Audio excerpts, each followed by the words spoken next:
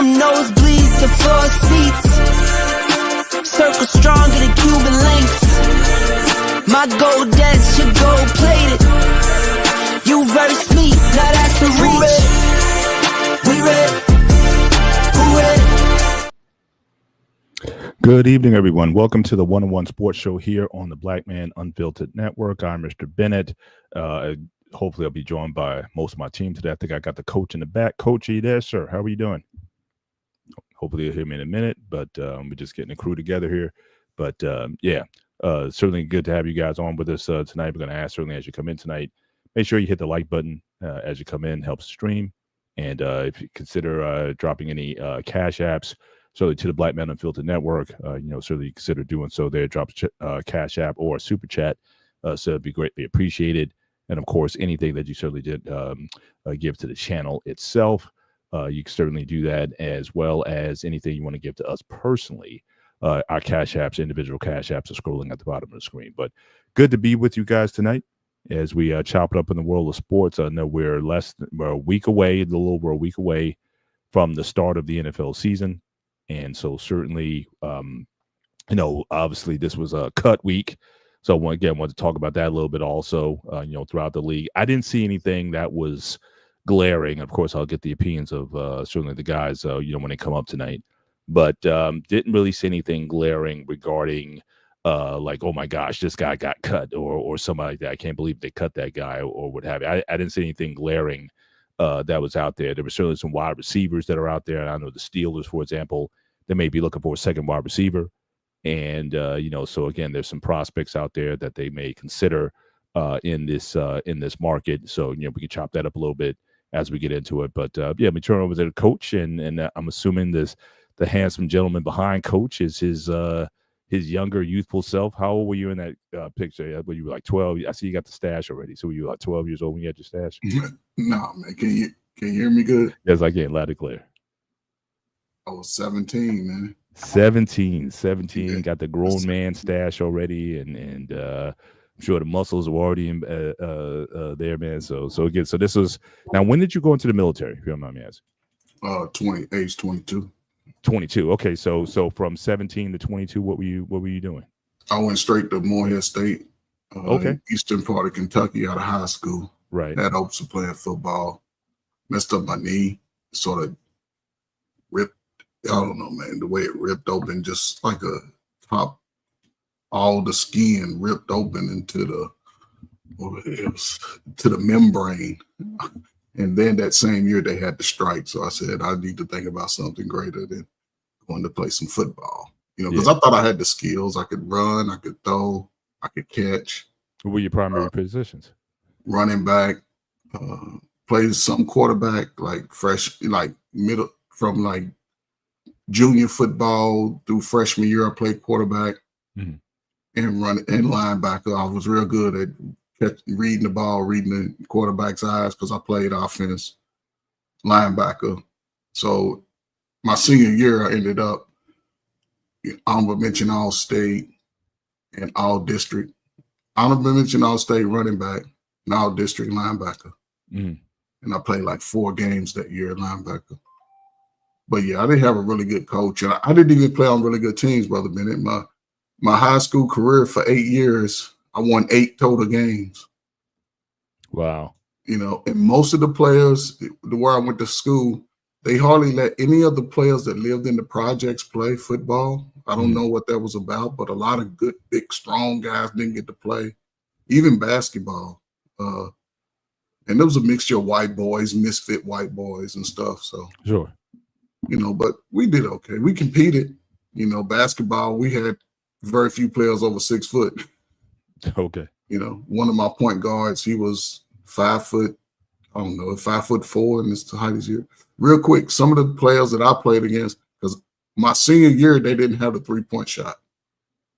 Oh, okay. Okay. And I was like 65% from the floor. I averaged like 17 points. But right. I didn't know. I couldn't choose. I didn't know what to choose. So, and then when I got to college, it was football. But then once I got hurt, things changed. Yeah. So, Yeah, it's amazing how it can happen in a blink of an eye. So we talk about guys who are able to get to the league and play and whatnot. And my thing is this: I don't care. I mean, obviously we always like to have conversations. We're going to have a little bit of that conversation today about all-time greats and who belongs and who doesn't and things of that nature. But we still take for granted the small chance that you have to play football at college level in the D1. I think a few weeks ago we shared a stat on some of the numbers and statistics, how rare it is. And then for guys to get to the pro leagues, you might do a couple of years in the league, but you're still in the gross gross minority regarding the number of people who are able to get there. So we like to call people scrubs and things of that nature. But I'm thinking you get to the NFL, it's kind of hard to call you that when you've done with 1 in a million people right. do. So again, it's all about, at the end of the day, it's all about perspective and making sure that people are certainly congratulated, certainly for getting there, to the leagues and whatnot. And again, there's a lot of that discussion in terms of who deserves to be in what positions and that sort of thing. But I think we have to certainly give deference to those certainly who've be able to take to get to that level, whether it be nepotism or anything else. You still had to show up.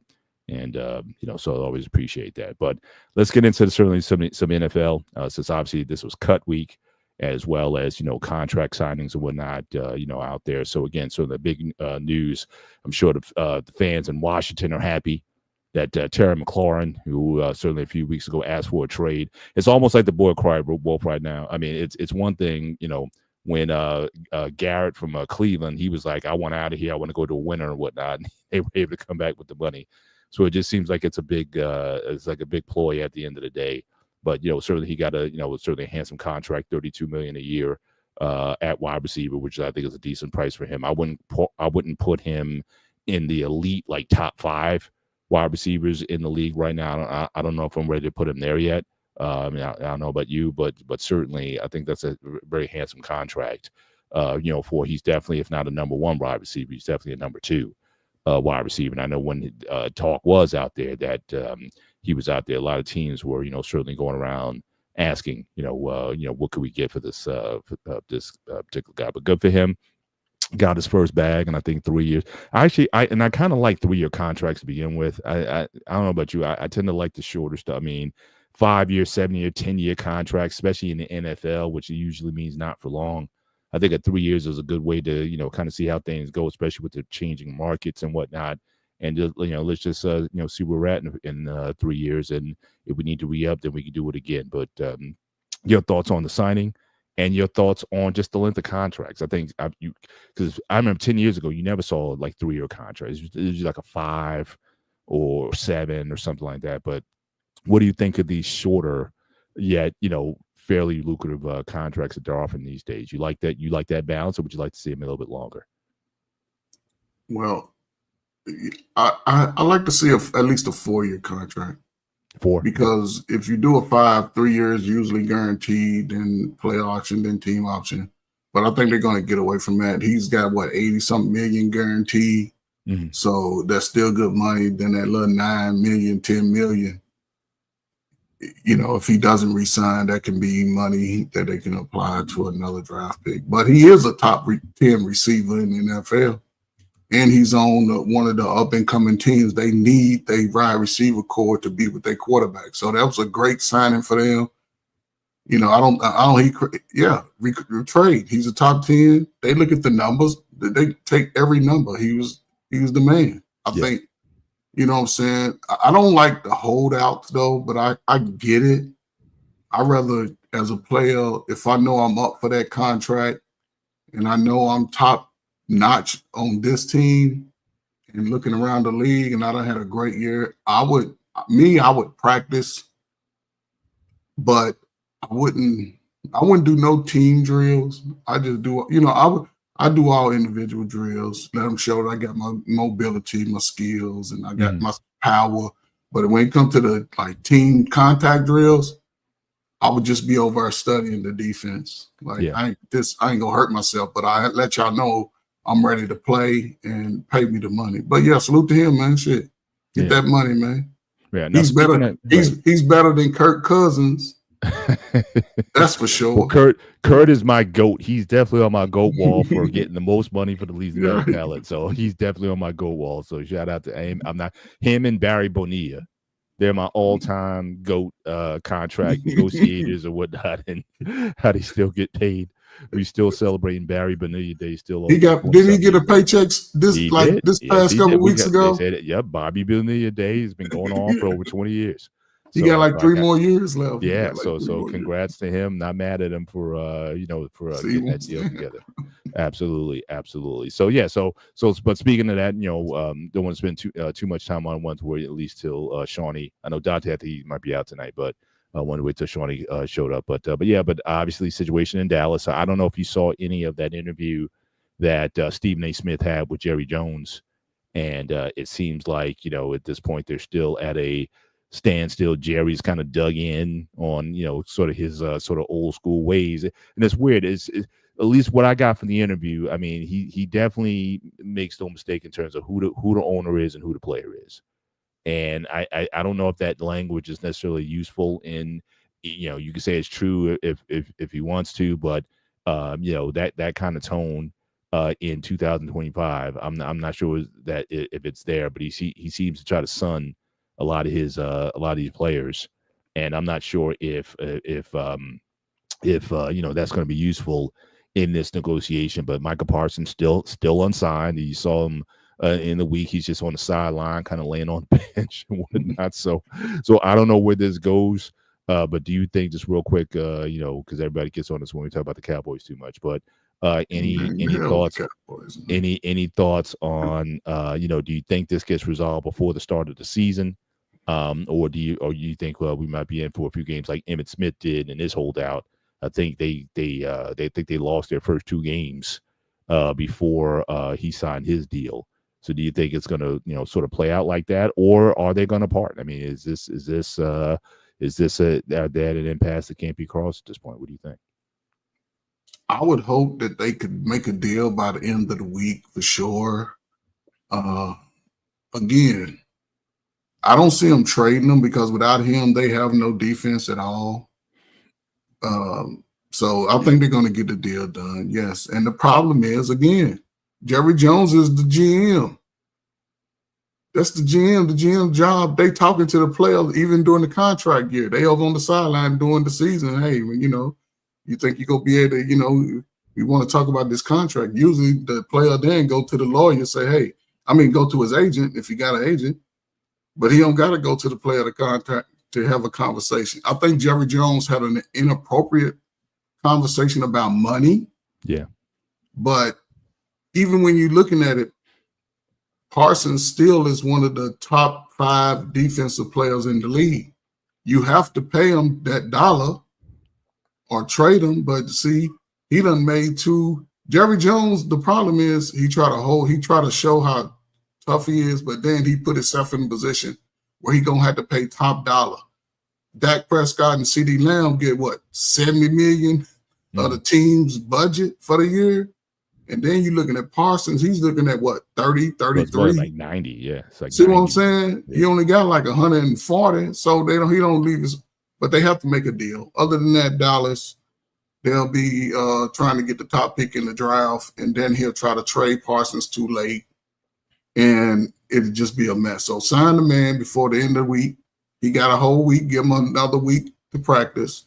I think he'd be all right because defense, he's just rushing that man. I just hope we don't have no leg injuries like, players like that when they're not getting that football contact speed. He has to get that. He's missed quite a bit of that. Yeah, for sure. So again, congrats to Southern McLaurin for getting his money. Also in the NFL, Trey Henderson, he got his. Well, he didn't get a new contract. He basically got a bump in pay. He got a $14 million increase in pay, which is certainly better for him. So he's going to make $30 million this season, but he's still an unrestricted free agent next season. So certainly, and I don't think certainly the defense overall, even though he's balled, I think he's got the most sacks in the last 2 years. I think he's got like 35 sacks over the last 2 seasons. So he's definitely a beast on defense. But he may be looking for another spot because, again, I mean, if you're team in need of a pass rusher, and just like Aaron Donald when he signed with the with the Rams, he could be that missing piece if he goes to a situation. So, what do you think about his prospects of next year? Does he stay with Cincinnati, or does he go to another team? What team you think could really use him in their defensive line? Well, two things. If he stays with Cincinnati, I think if he comes out and have a Pro Bowl year with Cincinnati, I think he'll get another 3-year, $30-some million deal. If not, they could still franchise tag him. Mm-hmm. Or is he unrestricted? He's unrestricted. Okay, so anywhere he goes, looking at the teams outside of like Jacksonville and the lower teams in the league, anywhere he goes, like the team becomes an immediate contender. Anywhere he goes, because some teams will have the money to sign him, quite a few teams, but yeah, anywhere he goes that has an offense and an okay defense, he automatically makes them a contender. But if he makes the Pro Bowl, Cincinnati go have to sign him to a long-term deal. Absolutely. Shout out to Shawnee. I lost him. Where do you go? there he is. Good to see you, Shawnee. How you doing tonight, sir? Hello, fella. Hey, what's good? It's all good here. We talked a little bit. How I'm sounding on the mic? A little muffled. Yeah. You can put a little tad too. Just we can hear you clear. You just sound like you far back from the microphone or something. But you clear though. Okay, let me okay. Just checking my audio source real quick. Okay. All right, you good. But yeah, talk about the deals just got done. So obviously, we talked about McLaurin getting this $96 million deal. Trey Henderson getting a pay scale increase. So the question on the table was, certainly next year he's still he's an unrestricted free agent. So do you think that he stays with Cincinnati or he goes to another team? And if so, what team do you think could nail him? What do you think would be a logical destination for him to go? So hold on, Hendricks said his deal wasn't an extension. It was just no. It was just he just got basically a pay increase of $14 million. So I think he's currently making this year. He'll make $30 million this year, and then he's an unrestricted free agent next year. Oh yeah, then I don't think he'll be with Cincinnati next year then, because if that was the case, they would have extended him long-term deal, and most likely, if they complaining about his price tag this season, it is most likely going to go up next season. I'm still expecting him. His sack numbers may not be up there, but I think he's been leading the sacks for the past 2 seasons. Yeah, last 2 years he's had 35 sacks, I believe, in the last 2 seasons. As long as he's healthy, the sack number's going to be there. Yeah. So then you're going to even hear, then you're going to be competing against other teams.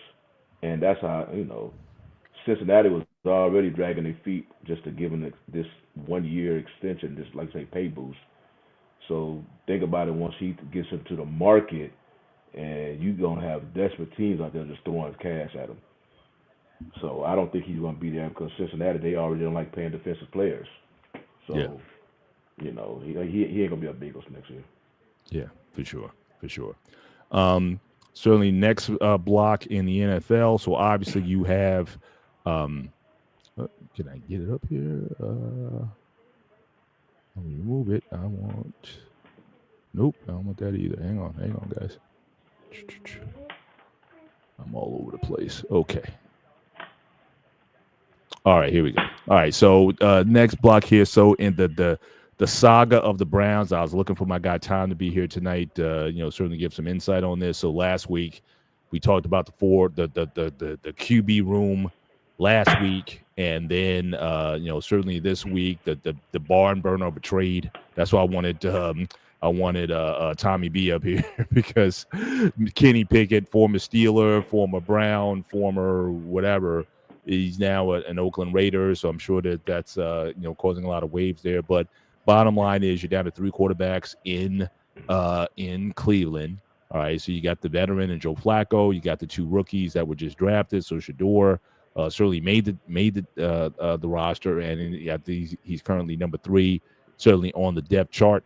So the question I have for you guys is, again, what do you think his prospects are for being able to move up in the, because Flacco at 40, was like 39, 40 years old. Anytime you can have an injury, whatnot. So one of these guys is going to get thrust into the potentially in the starting lineup, I'd say by game 3 or 4. So who do you think has the best chance of sort of breaking out?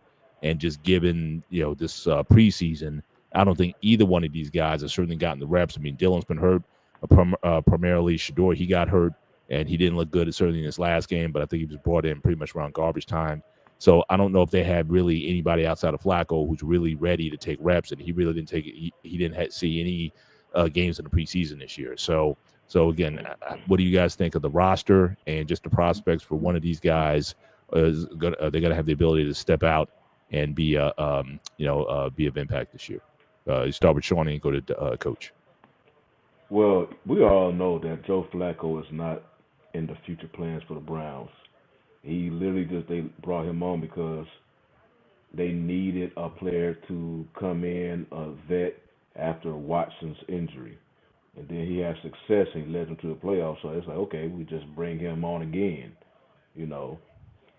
But he's not in the future plans.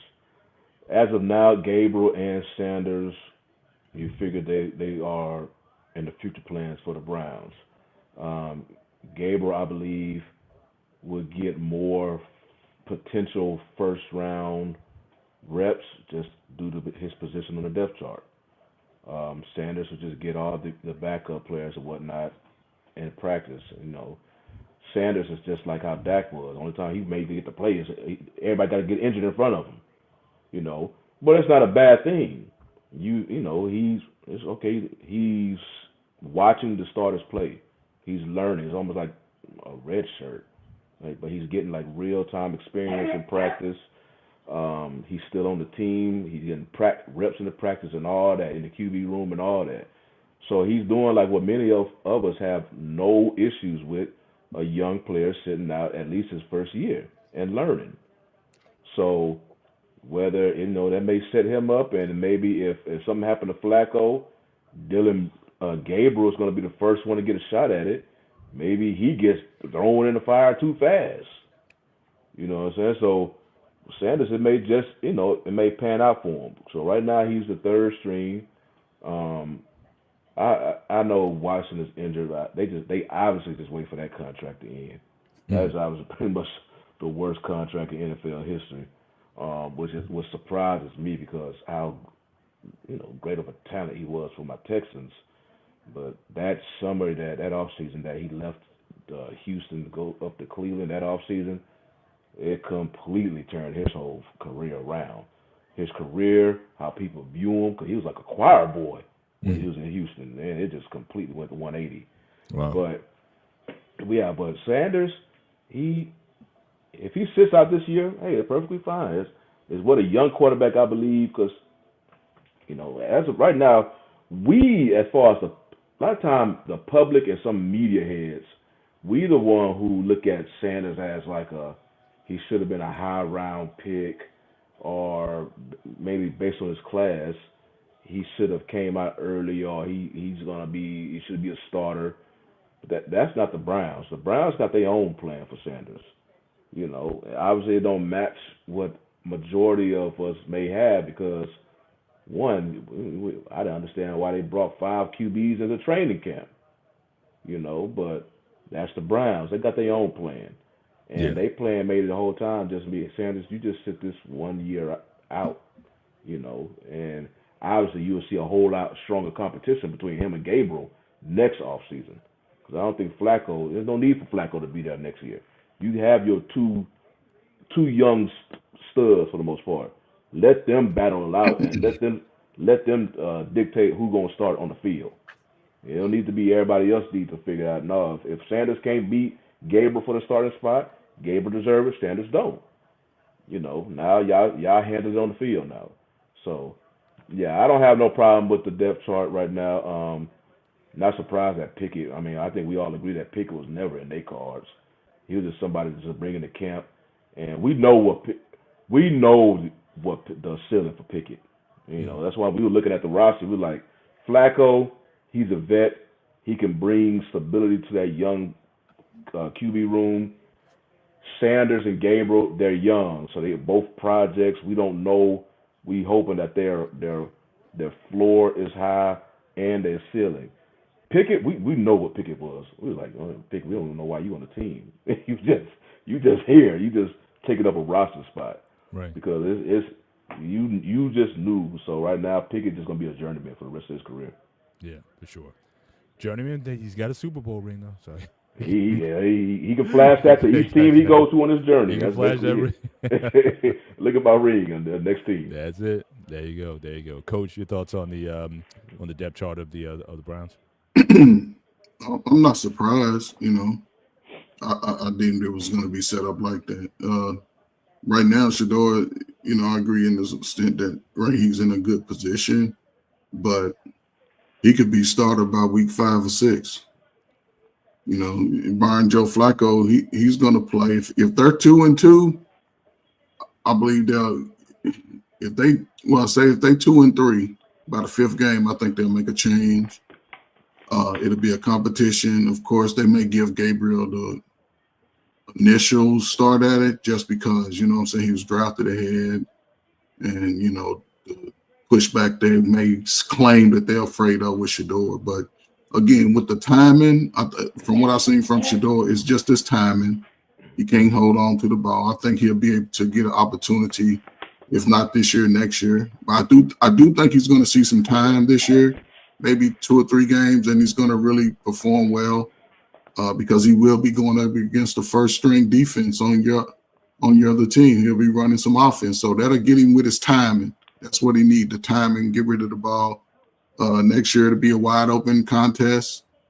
We'll see. But, hey, some teams still it's some quarterbacks out there whose spots could be suspect late into the season, you know, barring some injuries. You're looking at Miami. You're looking at possibly even who was that down in Jacksonville. It's some teams that can probably use a quarterback like him later, if not barring injury. But, yeah, I'm glad he made the team, man. So Cleveland did the right thing. They know the publicity that he brings to the youth, and that's always a positive thing for a player, man, because he brings people out to support. So, yeah, I'm happy for him, man. Yeah. Kenny Pickett shouldn't even be in the league, just in case y'all want to talk about quarterbacks. But, you know, he can get those opportunities, Shador can. So there you go. Well, my whole thing with Sanders is, I know many people were saying, like, well, Sanders needs to go to a team that will appreciate him or will use him. No, they don't know. My whole thing is, okay, them same teams are the ones that pass him up for 5 rounds. So But football ain't about appreciation. You know, football ain't about appreciate. If they got an offensive-minded coach, they do that to the scrub quarterbacks. They did it to Mac Jones. They he's so bad. Man, he didn't have a quarterback coach. You know what I'm saying? All of these other quarterbacks get opportunities, man. They're not as good as Shador. Yeah, everybody see that. It's not. I think so. He'll get another opportunity to say for whatever reason the Browns let him go, but I don't. I'm just because I hear a lot of people saying, like, okay, if the Browns don't know what to do with him, there's like other teams out there that will welcome Sanders basically with open arms and give him all these opportunities that he's not getting with Cleveland. And I'm like, y'all expecting the same teams that many of them we knew during the draft needed a quarterback, and they passed him up for 5 rounds. It just felt like Cleveland, like, okay, he's just still out there. We're just gonna grab him, you know. So if he was out there as a free agent, I think they may he put him on the squad, let him work out, but I won't have, you know. Obviously, he's not going. He's cheap. He's a 5th-round draft pick, so he's not. He's like, I'm not gonna have any high expectations that this team was gonna sign him, put him in a better system. I'm like, man, y'all don't view him high anyway. So he's just a project, you know, and you know, so. Yeah. Speaking of the Sanders family, again, there was some other, I guess, unfortunate news. Certainly this week, Shiloh Sanders, who went undrafted, wound up with Tampa Bay, got into a fight in the last preseason game, and was ceremoniously cut from the team. So I mean, I'm just thinking, just as a Sanders family, when you got your father being one of the greatest, certainly defensive backs of all time, you see how the Shador was treated by, again, debatable. Some people said, yeah, he deserved to be drafted that high. We've had those debates without going back to him. But now just this one, now his brother Shiloh getting undrafted and then getting cut because of the fight.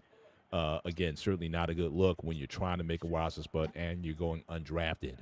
So again, bad time to have that kind of particular situation. So then the question is, I don't know, whether or not he was good enough to make the team anyway.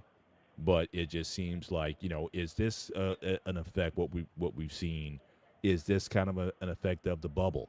That Dion has certainly been able to have his kids in for most of their lives up to this point in time, and now they're getting out and they're seeing, I guess what the reality is that with that crown that Dion was able to protect them, and now he's not, and are these behaviors that were there we just didn't see, or just so what do you think of, I guess, that particular situation, and just when you look at this whole situation in totality, coming off of Colorado last year, and all the buzz, and now it just seems like more so. And again, certainly prayers to Dion, who I know he's battling some things right now as well. But your thoughts on that. But before you do, just want to once again acknowledge Anton for the $5 super chat. I was so sure that Shador Sanders would be QB1 or QB2. Yeah, I mean, I think it was split down the middle. A lot of people thought that he should have been drafted much higher. That he certainly had the talent to play at the NFL level. We see the brief action they had in his first game, was able to repeat it. So, so the story's still being written on him and whether or not he's going to be a successful NFL quarterback. But just the family in general, when you see the fight, the Charlotte, again, is there going to be a team that's going to pick him up now? It's like so what are his future NFL prospects just to stay on a roster? But I would think that'd be the last thing you want to do, being undrafted, is to get into a fight on the field. But your thoughts on this? Go to Shawnee and then the coach. Yeah, my whole thing with Shiloh, I mean, you gotta remember where you at. You were undrafted rookie, free agent, I guess, that was picked up by the Bucks. So you're obviously not high on the totem pole. So because of your draft position or your undrafted position, how they acquire you, you got to keep your mind, focused at all times. And you can't go on the football field and punch an opponent, no matter what. Really, you got to keep your emotions in check, per se. Even once I heard the comment about his coach basically upset of Sanders' actions, I said, yeah, you gone. And it's just basically because you're super cheap. I mean, I know we was just talking about Sanders kind of cheap because his draft position, well, his brother went undrafted, so you just incredibly cheap. And they just basically, okay, we basically just brought you in for a workout, a glorified workout. They already have the roster positions for the most part as the safeties. You just have to, when you are coming to a team and undrafted, you got to do something that will just wow them, so they can keep you on the roster, bring you in the 53. And I don't think he was doing anything that wowed him, and then turn around and get a personal foul penalty, during the game. If you know anything about, the coaches, they hate that. They hate when players on the field do something that costs their team, yardage like that. So it's like, okay, if you was a player who was drafted maybe round 2 or 3, obviously they'll give you some leeway. They'll be pissed off at you, but you're not going nowhere. But you're an undrafted free agent. So your chance, for errors is incredibly small, and that's just not, because it's who they are, who what their last name is. That's why everybody's giving it attention. This is no different than any other player in the NFL, especially if there was an undrafted rookie coming into a team. And, you just don't have the liberty to you know, get into dust ups on the field. As much as a competitive sport football is, you just don't have that liberty. You know, like you're saying, you know, you already trying behind the 8 ball because you coming in as undrafted. So you got to do something that will wow them, so they can bring you and keep you on the 53, and then they give you more opportunities to wow them and ultimately bring you on the playing field. But if you're not really wowing them, then you costing them yardage while you're in the game. Yeah, your notch is just going down, down, down, down until they ultimately kick you off the team. All right, Coach. I know you're chomping at the bit. Listen, man. First of all, let's get it straight. He was baited into doing that, right? Sean, you play football, right? How many times you stole on somebody that kept punching on you during the game? But don't tell me you ain't hit nobody in the game. Me personally, I never did, but I mean, but then again, it's not. I'm not saying that he was baited. Let me make that clear. He was baited. The player bumped him all the way down in his back. Then he turned around. Hold up. We know the NFL, how the NFL work. They get the man with the last punch. That's right. He hit him with an open hand. They always throw the flag on the last punch. Yes, but he was baited. The referee saw him hit him a couple of times before he swung. It's just that him being the rookie, you know, I don't know if his name played a role into it. Hope not. But, you know, he's going to play in Canada. And I think he'll still get a shot because he's not that bad of a safety. He wasn't doing a bad job. You know, he may have had to be on special teams or something, but that's okay. That's how you make the team sometimes. But yeah, it's just a bad penalty. Plus, they highlighted it. It was 4 officials around, and nobody see the other guy. The other guy threw a punch, and he threw a punch. And here's when you throw a punch after the whistle, that's a flag. That's the flag right there. After the whistle is a flag. Yeah, but I mean, like I said, it's so you saying he was baited. So let's just for a minute, let's just pause reality a little bit and let's just entertain the conspiracy. So we all know about what happened. We all know what happened draft night. And shout out to Anton. Now he dropped something. Now again, Eric Dickerson was quoted as saying that the teams were told not to draft Shedeur Sanders on Thursday or Friday night, and we also see the new arrangement that ESPN has with the NFL. In fact, there was supposed to be a Spike Lee produced production with Colin Kaepernick that got canceled. So is all of this simply, you know, the NFL just flexing its muscle, dictating the narrative over who has the right to say and to move what folks they want to highlight and which ones they don't. I mean, what say you guys regarding this whole thing? Is this the grand conspiracy to screw this so to speak, to screw this the Sanders family by lowballing and low drafting Shedeur, sending a goon out there to get into a fight with Shiloh Sanders in a move that would get him kicked off the team. And now with and like I said, with Eric Dickerson, now again, is Stephen A. Smith in First Take? Are they going to invite now with NFL owning 10% of the of ESPN? Is he going to be a guest on First Take to discuss what was told to him by NFL executives? Is that more likely or less likely to happen right now? So is this just a function of the NFL and its power move? You guys, I know on the BMU Network, you guys love conspiracy stuff. So let's talk about what do you guys think, Coach? all these breadcrumbs leading to a certain place. Okay, so let me ask y'all this, man. How much y'all think ESPN is worth? If y'all was to throw a number out there, how much y'all think it's worth? I'd say maybe couple billion, 8 to 10 billion, right? Yeah. And listen, the players are struggling to get their little money that they should be getting, but they purchasing a couple of $1 billion over to ESPN. I think it's sort of monopolizing the commentary of the game. That you're gonna see because now they part ownership. You can't be as highly critical.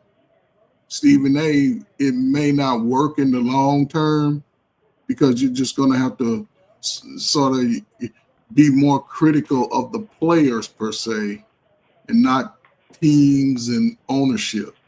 Wow, that much, $24 billion for ESPN. Wow. See what I'm saying? 24 billion. So think about it. But y'all can't get Michael Parsons. You should Jerry Jones, give him his money tomorrow.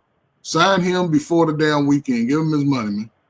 But they purchased the NFL. See, we ain't talking about ESPN purchasing the NFL. They got enough money to pay a couple billion to ESPN. So to me, that revenue, that means you got enough revenue to pay the players. But it's going to be more games on ESPN. But then the commentaries of ESPN, they're supposed to be bipartisan. None of y'all can get on here and talk critical about your bosses. So it's going to be interesting to see how these commentary shows play out in reference to being specifics about teams and NFL. Now, you can't talk about Goodell. You can't talk about Jerry Jones. It's going to be interesting, man. So I don't know, man. Pay everybody. Everybody get paid. Well, speaking about Jerry Jones, I wanted to get Shawnee's input on this. I put in our group chat. There was a piece, I guess, Skip Bayless, who used to be with Fox, and I don't think anyone's hired him now. But nevertheless, he was certainly a longtime reporter with the Cowboys. He's part of a documentary. I think it was called "The Gambler and His Cowboys" or something like that. It's on Netflix. Yeah. And you know, he was a part of the production. He was featured several times. At least I saw the first 3 episodes, and he was prominently featured there.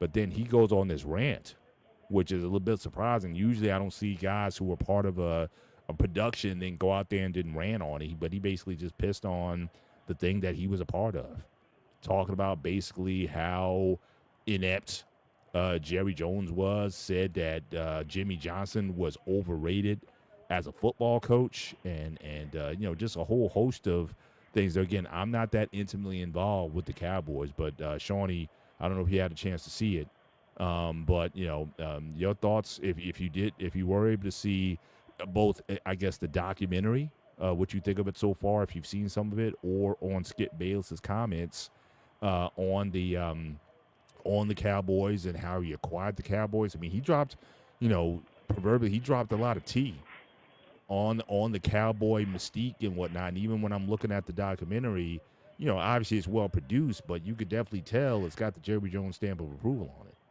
So I don't know how much is factual enough, but Skip just went all in on both of them, I thought. And so just real quick before we go on to the next section, I just want to get your thoughts on, you know, if you've seen either the documentary or the Skip Bayless response to it, your thoughts on it, and then I guess we can move on to other matters, but I wanted to give you the opportunity if you got a chance. Well, yeah, I was able to listen to that Skip Bayless clip when I was coming home from work. And, you know, Skip was in the documentary. He had they brought his opinions in there, but he wasn't heavily featured in there, which is, I guess, a good thing. Skip, during that time, during the heyday of the Cowboys, the early 90s, Skip was involved with the Cowboys heavy. I mean, there was one time if Skip talked about the Cowboys, you can pretty much say it's legit, because he covered them and he was all in the locker room. I think one time Jerry gave him access for like hundreds of hours. So he was writing book after book and stuff like that. So people could say what they want, I guess, what they think about Skip and his debate shows and whatnot. But when he talks about the Cowboys, he basically, he's a historian of the team, basically. So yeah, I was hearing that, and basically he was kind of mentioning some of the stuff that was kind of brought up in the documentary. Was a lot of it known? I mean, from your point well, of that's view? When the Cowboys, I was a Cowboys fan back then, but I was in Houston, so I wasn't around. If you watch I've seen the documentary. I know it's Cowboys and whatnot. It's an excellent documentary. I mean, because of, I put it up there with The Last Dance on how they produced it, because they was interviewing everybody. I mean, they focus on Jared, and they focus, and then they had a lot of game film. It was, and then the thing about it, okay, I'm down in Houston, but since the Cowboys up here in Dallas, it was a completely different world. Especially once they started experiencing some success. And one thing y'all know, Texas is a football state. And if you have success, these dudes will literally treat you like rock stars. Mm-hmm. From the high school, that's why we got high school football stadiums that's over 50, almost 100 million, to the Cowboys, literally who do pretty much anything they want to do for free. And to the point where it was part of the documentary that it was a house called the White House, and Michael Irvin was the president. And it was literally right. I saw 3 episodes. I think I don't think they went into depth on that. I'm assuming it's coming up. They did. I think it was like episode 5. Okay, I only got up to episode 3, so I think it's 8 total. But right. Yeah, it was a house literally like right behind the Valley Ranch practice facility, and stuff just went down at that house. But just the way they was treated here in Dallas, especially after they won that first Super Bowl.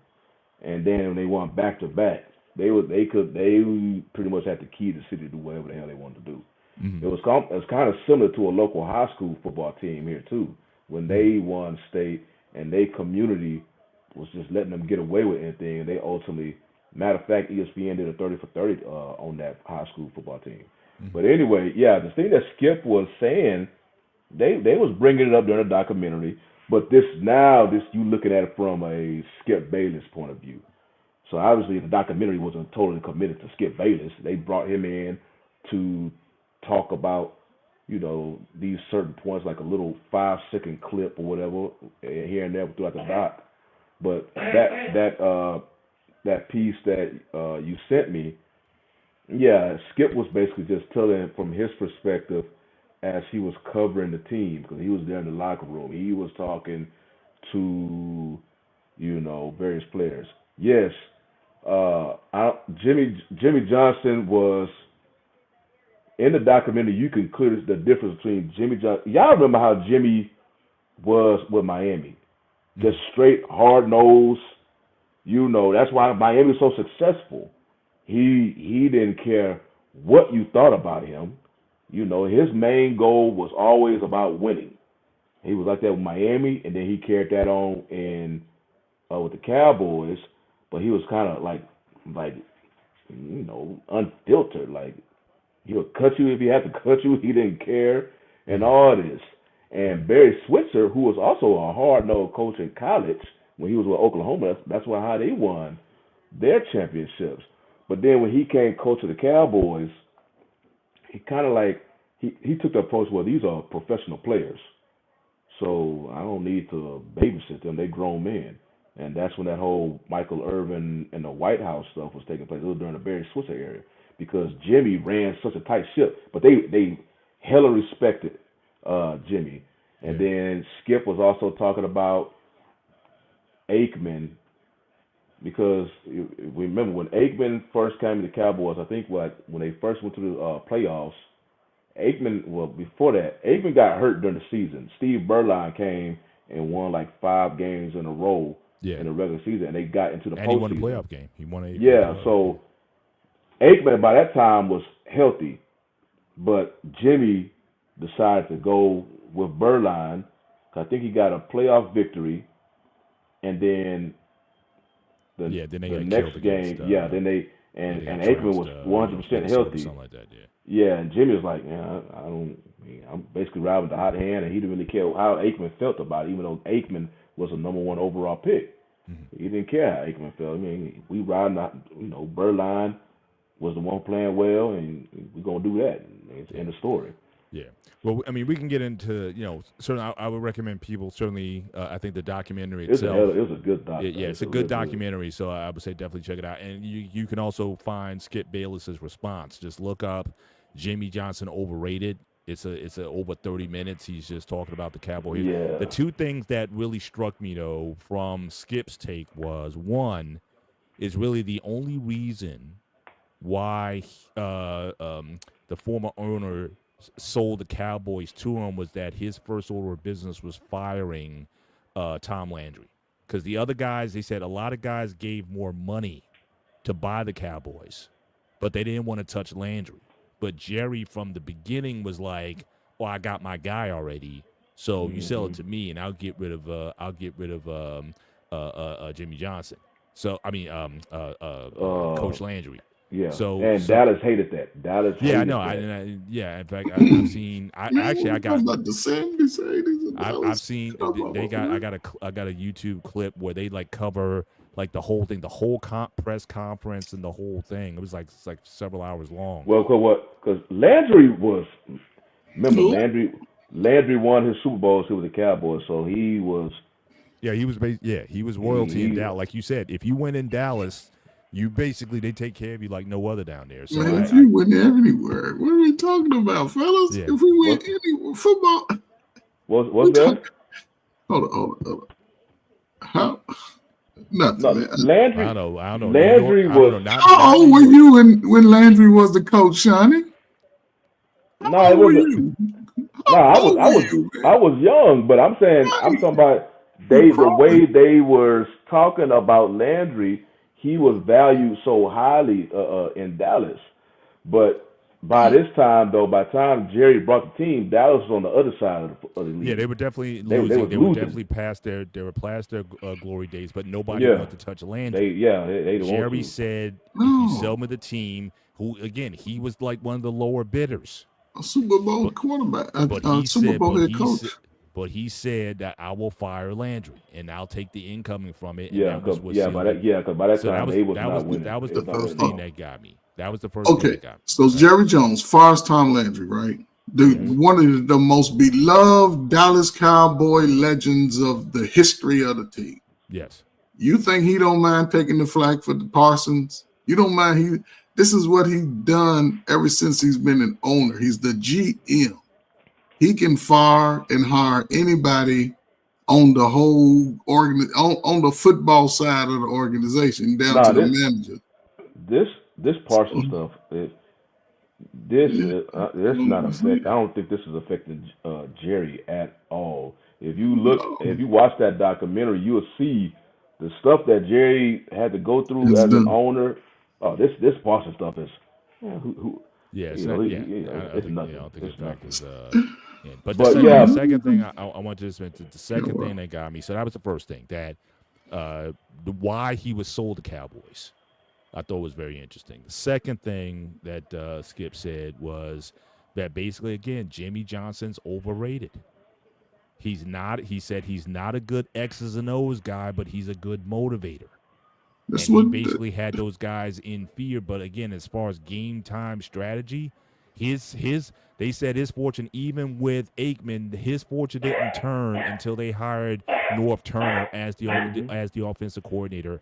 That's when it turned for the Cowboys. But as far as Jimmy Johnson as a coach, not a good X's and O's guy. And obviously he's a Hall of Famer. Now my thing is this. If he's in the Hall because he won 2 Super Bowls, why is it Mike Shanahan in the Hall of Fame? He's got 2 Super Bowls. But Jimmy got in, but he didn't. So that gets into that whole Hall of Fame. My thing is this: if you're a coach that's got 2 Super Bowl wins, so Tom Flores should have been in the Hall of Fame a long time ago. I don't care what his overall record is or whatever.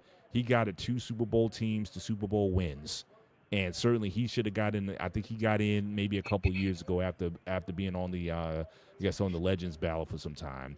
But where's Mike Shanahan? If why isn't he in the Super Bowl? If you let Jimmy in, he should be next. But I don't even think Shanahan is even in the gets into the final balloting. So I don't know what's going on there. So again, your thoughts on that?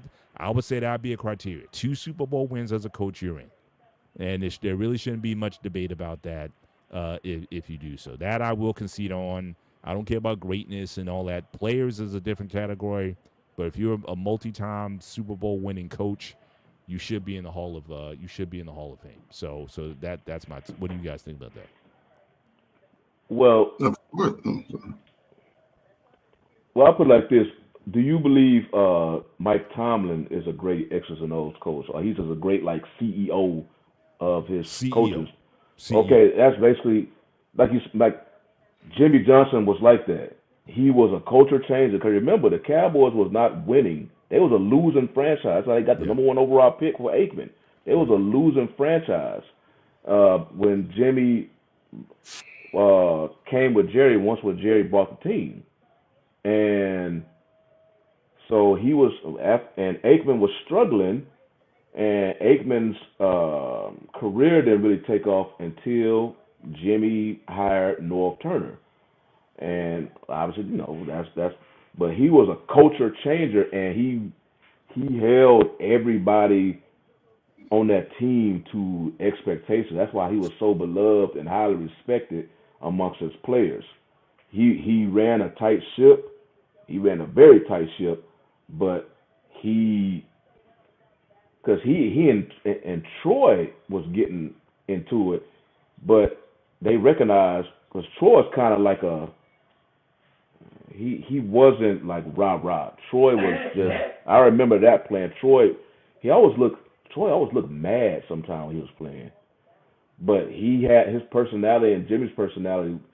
Once they had like this obsession of winning, that's when it took off for Troy. And then obviously with Norv Turner. So yeah, Jimmy was not no X and O's. He was a great CEO for that team. Yeah. And once he brought the right coaches in, that's when they started having success, right, especially on the offensive side of the ball. Now, about the Hall of Fame, I think when they look at Jimmy, it's because, remember, he came, the team wasn't doing anything before he got there. And this is the main reason why him and Jerry kept going back and forth, because you really don't know, even though Skip and that he was talking about Skip was giving more credit to the Vikings GM for his inept ability for making this trade, but he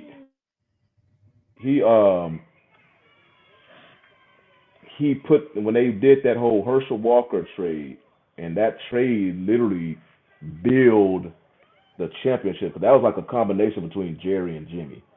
So we got that.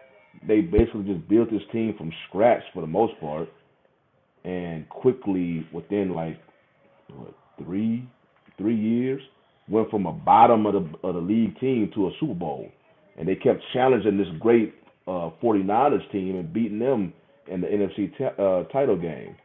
So even though his stint with the Cowboys was short, the way they did it. He was there 10 years. Now look at this. Now again, Hall of Fame numbers. Now this is one of the areas I will concede on, because again, I understand you are a CEO, you're of the team and all that. Win-loss record: 80 wins, 64 losses. Not a great coaching record overall in the NFL. We all know about the first couple years; they were awful. 1-15 in his first start. They did have those years, but he got out. The divorce that happened in '93. But again, he was like 9-7, 10-6, 9-7, and 8-8 with Miami. Not a great coaching record overall. No, not with Miami. So again, if you look at his resume overall, it's not that great. But again, it didn't take him that long to get into the Hall of Fame. Now, do I think Jerry had something to do with that? Because he got in a few years earlier. So did he have something to do with that? I think so. I think Jerry has a lot of sway, certainly with those. He was going to get in anyway. Then why isn't Mike Shanahan? Then why is Mike Shanahan 2 Super Bowls? Mike Shanahan should be in. He should be in the Super Bowl. He should be in the Hall of Fame. He should have been in the Hall of Fame 10 years ago, just based on his stuff. Listen, Jimmy Johnson, he recognized talent. He did it in Miami. Won a championship in a short period of time. Went to the NFL. Started out. He was intricate in bringing in the right players. I think, Jerry as the GM, he wanted the players he wanted, and Jimmy wanted the players he wanted, so it wasn't going to work.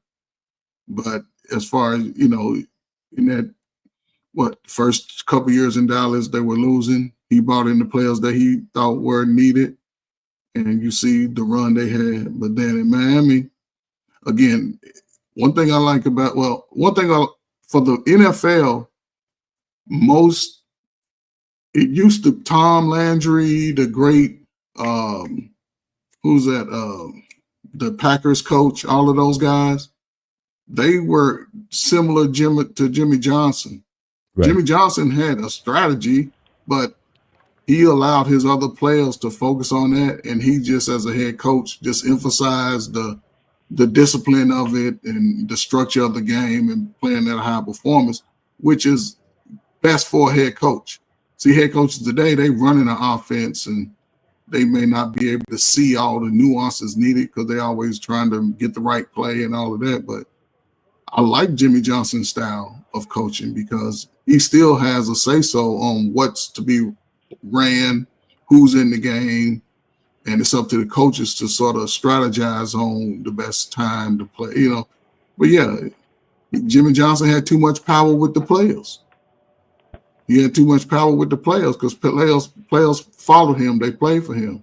Mm-hmm. And to an owner that has an ego like Jerry Jones, what are we talking about? Yeah, I'm the GM, man. I'm talking. Yeah. But it is what it is. Yeah. Cowboys, they still gonna be terrible. Yeah. Anyway. Yeah. Fascinating pieces. Again, I recommend watch both of them, the Skip Bayless, Jimmy Johnson overrated piece, as well as, again, the documentary if you have time to watch it. Very interesting stuff. Want to go on to more Hall of Fame. I kind of like these discussions, so we're going to get into a couple different halls or just measuring players through history. So here we have the list of current most wide receiving yards in history. We all know Jerry Rice is far and away certainly the head there. Larry Fitzgerald, Terrell Owens, Moss, and down the line. There are a couple guys on here that are still not in the Hall of Fame. And again, I know you guys know what my criteria is, but you cannot ignore the numbers either. These are the top 10. Reggie Wayne, not in the Hall of Fame. Steve Smith, not in the Hall of Fame. I think Isaac Bruce, I believe he's in. I think he got in a couple years ago. Larry Fitzgerald, he just got off the stage, so I would say Larry Fitzgerald, based on today's standards, I would say he would have to be a first ballot in my view. Second all-time receiving yards. I would think you got to give it to him on first ballot to get in, even though he went to a Super Bowl. He balled in that Super Bowl. He had the go-ahead touchdown until Steelers had that all-time great drive to win the game. But I think he's certainly first ballot. I don't know about Reggie Wayne, but the one guy that's glaring off this list who absolutely I think should be in, Steve Smith. If you want to say what the definition of a pit bull or a little bull terrier, something like that, a tough dog, small guy, but played like he's 10 feet tall, he was, to me, the epitome of that. So why he's not in the Hall of Fame yet, given his numbers and impact just on the field, I thought he was certainly at any given one time, that he was certainly one of the better receivers in the league for a long time. And so, your thoughts on this list. Do you think Steve Smith eventually gets in? Do you think Reggie Wayne gets in, even though, Marvin Harrison, he got in, I think, a year or two ago? Do you think they do the same for Reggie Wayne? I didn't even know that their stats were that close. I know that, so they didn't play all their years together with the Colts and Peyton Manning. But your thoughts on this list, and for the guys who are not in the Hall, what are your thoughts on those guys? Coach, start with you. Man, I think he'll get in. These are top 10 all time. I think he'll get in. It's just the class. I think Steve Smith was a finalist this year. So I think he'll eventually get in. I don't think outside of Mike Evans of Tampa, probably the closest, probably to that number of almost Hall of Fame numbers. I don't know if he had 10 consecutive seasons of 1,000 yards. I don't know, something. He got a nice little stat, but as far as the next 2 or 3 years, Steve Smith should be making it to me. Reggie Wayne, again, one of those borderline players. I think he was a finalist too. I'm not sure, but yeah, I think they'll eventually get in. Maybe 3 to 5 years from now, but I think they get in just based off them being in the top 10 right now of all time. And I don't see no other players really coming out with those numbers in the next few years. Yeah.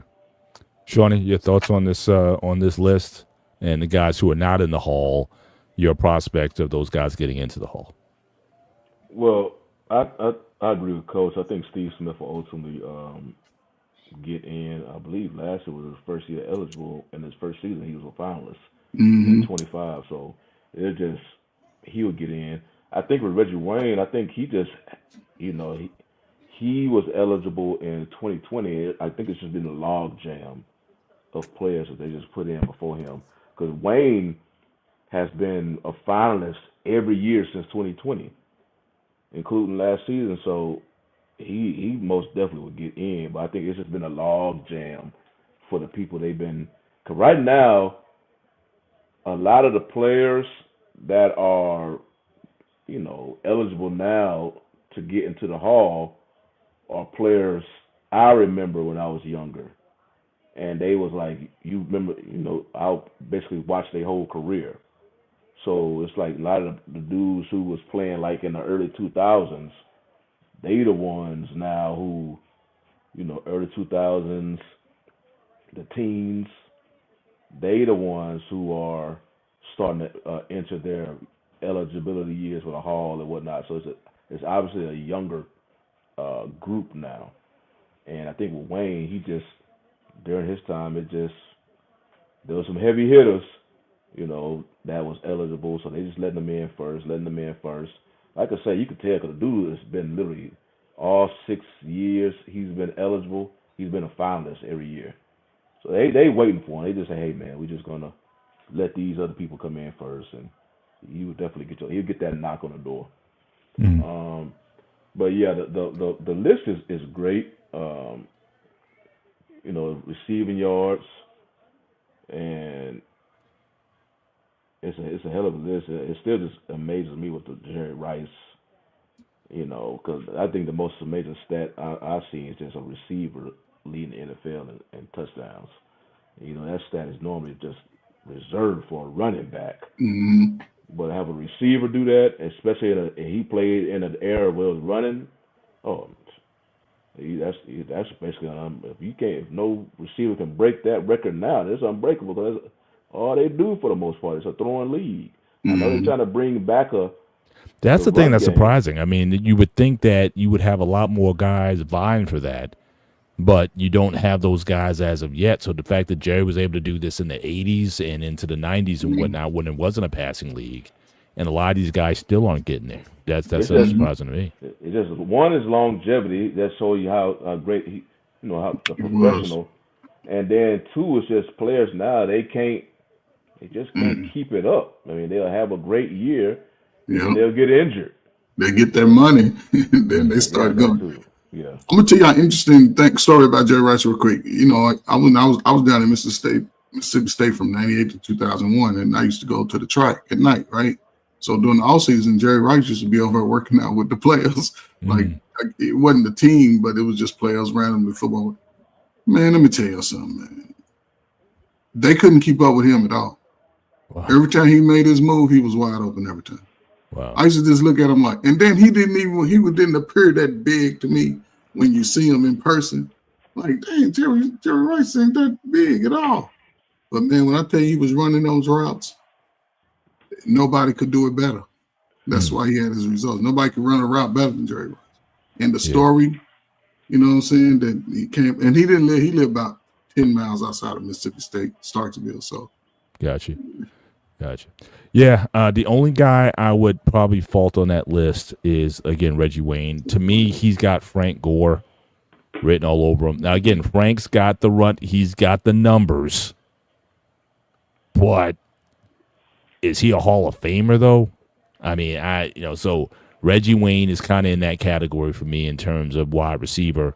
But again, I got to give him credit because I'm looking at the current list of guys right now. The only guy who's really active, I think Coach mentioned it, Mike Evans is 24th on the list. Julio Jones is basically out of the league now. He's got 13,700. DeAndre Hopkins, I know he played last year. I don't know how much he's got left in the tank. 12,965.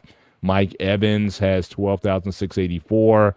Travis Kelce, who's 28th, has 12,151. So a lot of the guys who are current, you don't know how many years. They may have maybe a year left, but they're not getting into the top 10. At least I can't see it, coming up. So I have to give these guys credit, certainly for being, for being up there, and for Reggie Wayne, certainly to have that come out. I never would have guessed it because, again, it's like you never, like I said, Gore, you just looked up his stats and you just had, man, he had all these stats and you just didn't know, pay attention to what was going on. Marvin Harrison was clearly like the one of that wide receiver duo, and he was always like the second. So, but again, shout out to him for having a career of silent greatness, I guess. But look at what that says about Peyton Manning, though. You got two players potentially in the top, that are in the top 10 under you being the quarterback. That says a lot for a quarterback. To me, just having two players. That's like why that's a strike against you. So you got those guys, but again, your playoff record is like 500. But see, it ain't about the playoffs. It's about that regular season. That's what they vote on. So I'm just saying. I'm just interested in that. All right. So let's switch it up a little bit. I was thinking about this. I've been seeing these as of late, and I want to now, Coach. Do you have a favorite baseball team? No, you don't. Okay, so this may vie with you, but certainly you're free to participate. I compiled because I was seeing this link that was coming up on my feed, and they talked about all-time teams. So in baseball, they have these lineups, and you have these this Fox Sports. They put together all-time by position. And so I did a few of these, and again, I don't know, some of these teams you may not follow. I was hoping Tommy B would be here tonight because I know I actually had one for the Oakland A's that I put up. So I was wanted to just kind of talk about this a little bit. And since Shawnee, don't go anywhere, Shawnee, because you're first. So I want you to be up. Hopefully he comes back soon. But I wanted him to take a stab at this. He's been certainly a longtime fan of Houston Astros. And so, again, your thoughts on best player, but best all-time lineup. So you got these guys. Now, again, this list looks a little young to me because I remember going all the way back to, like, J.R. Richard, who used to pitch for you guys in the 70s and the early 80s before he had I remember that coach, he had, like, something happened with his arm. He broke his arm actually throwing a pitch or something. And they showed him on the mound. He just collapsed because he broke his arm throwing. But when he was on, J.R. Richard was arguably the best pitcher in baseball. Yeah, he was one of the best. He was bad. But again, that might have been before Shawnee's time. So again, a lot of these guys seem pretty. But Jeff Bagwell played in the 90s and whatnot. So how do you like this list? Do you like the list of guys by position, players by position? And is there anyone you take out of this lineup based on position? So it's any Astro from any era, and who you putting up here, or are you comfortable with this list? For starting pitcher, I may have to put Verlander. I think he won 2 Cy Youngs with the Astros. I know he won one in 2019. I'm trying to see if he won one. I know he won at least one. Mm-hmm. I think O's won a Cy Young with the team as well. But I may put Verlander there. Altuve as a DH because Craig Biggio was a better second baseman, but I think Altuve ultimately is a better hitter, even though Craig Biggio was a hell of a hitter himself. Right. But Altuve, the stuff he's been doing, he's incredibly clutch. Lance Berkman, he deserves out there. Those three, the outfielders, I have no problem with them being up there. The infielders, Bagwell, no brainer as first baseman. Correa definitely shortstop because he's clutch himself. And then they went to get him back and before the trade deadline this year, so they brought him back. Bregman as a third baseman, yeah, the only one I can think of is Cam Minetti, and Bregman is, I guess, better than him. Brad Osmus as a catcher, yes. Mainly because he was a defensive catcher and the way he, because in baseball, the catcher is the quarterback, and he calls out the defensive, if it's not the manager in the dugout, it's the catcher. So he comes up with the strategy for the pitchers and whatnot. And Osmus, that's why he was a big league manager. He was very smart, very cerebral. I still remember there was a video one time. There was before a game, and he was going over the opposing team's roster and they lineup, and just how all the pitchers was literally just sitting there, just shutting up, just listening to Osmus, like they were listening to a grandpa telling the stories behind the grandpa. They wasn't saying a thing. They were so focused on what Osmus was saying. Right. That's the type of respect he had with that team because of his leadership. Billy Wagner, obviously he just made the Hall of Fame. As a relief pitcher,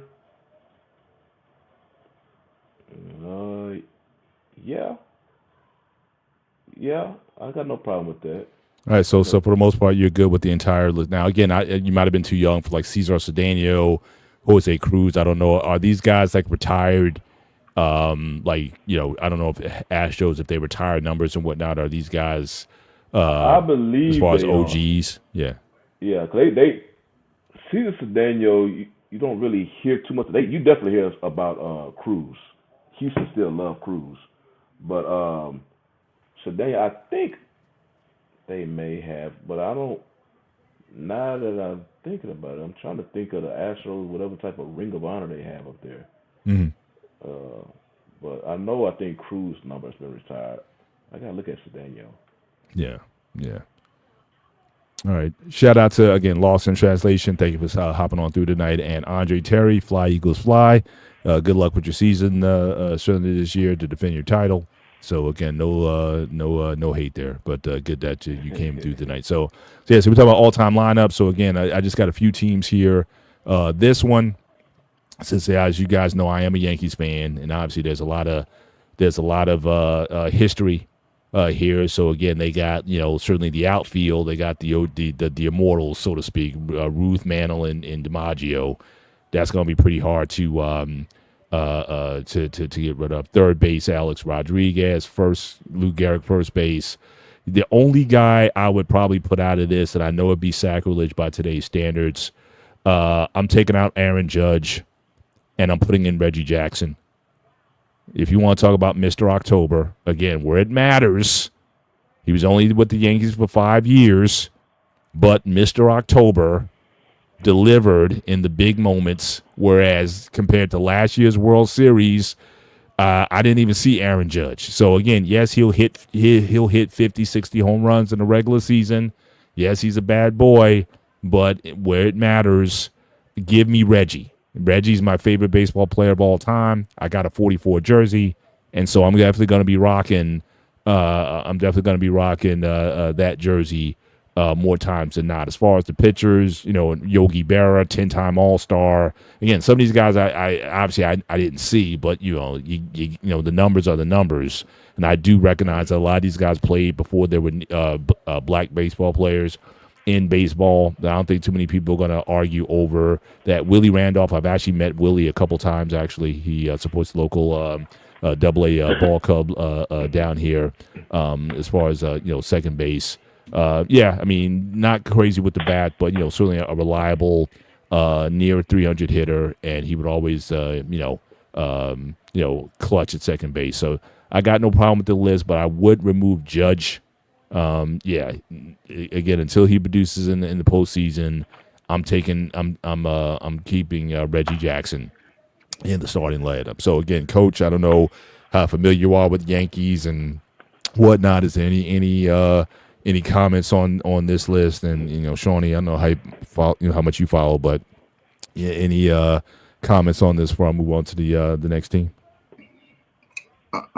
Alex Rodriguez, I don't know how he made it. Maybe because of the home runs. I would connect him more to Seattle.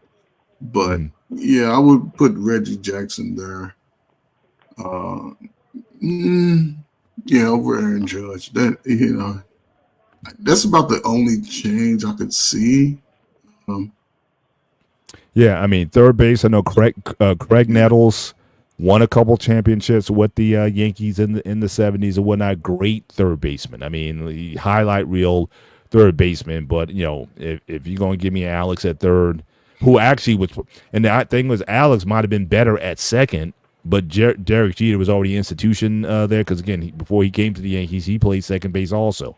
So again, I could have. Yeah, so I could have switched him out with Jeter because people were saying is Jeter or A-Rod better. I mean that was I'm like, come on, man, dude's gonna hit over 600 home runs.